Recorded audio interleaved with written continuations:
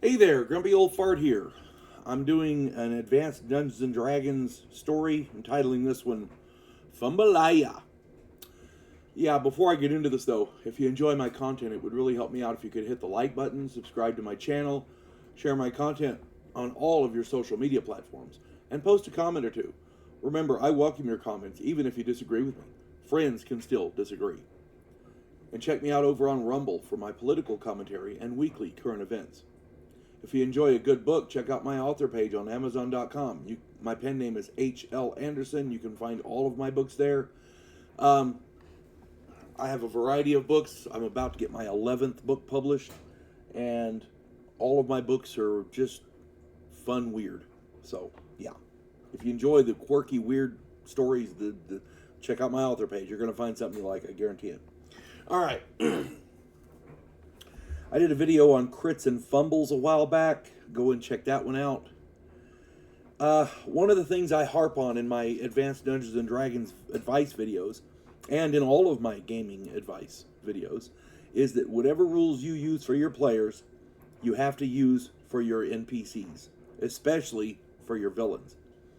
Any rule your players have to use has to apply equally to your villains and other NPCs. That is the only way to make it fair. This includes how you roll up your characters, precasts, anything.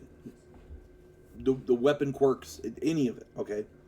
If at any point your players begin to feel that rules aren't being applied fairly, your game is done and your reputation as a dungeon master will be shot. And it doesn't take a lot to do that, trust me. Years ago, I was running a game, and it was part of a campaign that had run for years. The group had attained high levels, as I recall, something like 12th to 14th level. It was and they were involved in a serious battle. It was a fierce battle. They were fighting a demon who was exceptionally powerful.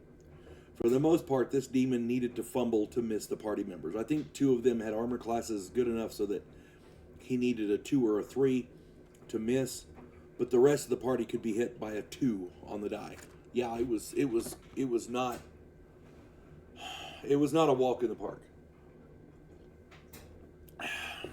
The initial strike, of course, was a fireball. The demon was immune to fire, so he just dropped a fireball right there at his feet.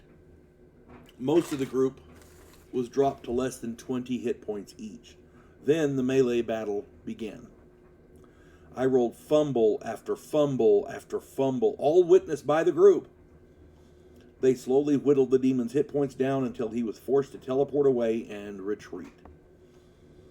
Every time I rolled a fumble, it was him throwing his weapon away or him hitting himself or whatever. But eventually, they had him whittled down to where he had to retreat. It was embarrassing. This guy should have mopped the floor with them. If he'd had another fireball, At any rate, yeah, fumbles can seriously derail any attack. There's an old adage in military terms: every plan is good until the gunfire starts, because every plan goes to shit. It's just a matter of working out the kinks later or during the attack. Another time, another group was trying to sneak into an enemy fortress. These were 4th and 5th level player characters, and the idea was that they were going to sneak into an enemy stronghold to assassinate an evil lord. And then they were going to abscond with an item that he possessed. The idea was good. They had a reasonable plan.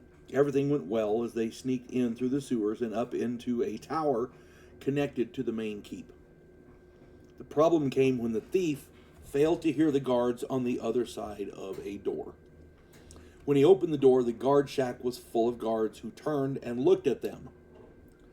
The barbarian leaped over the halfling thief and charged into the stunned guards. He wanted to fight. The rest of the group was like, holy crap, okay, well, we're in it. We got to get these guys. So the group charged in. The group was outnumbered just about 4-1.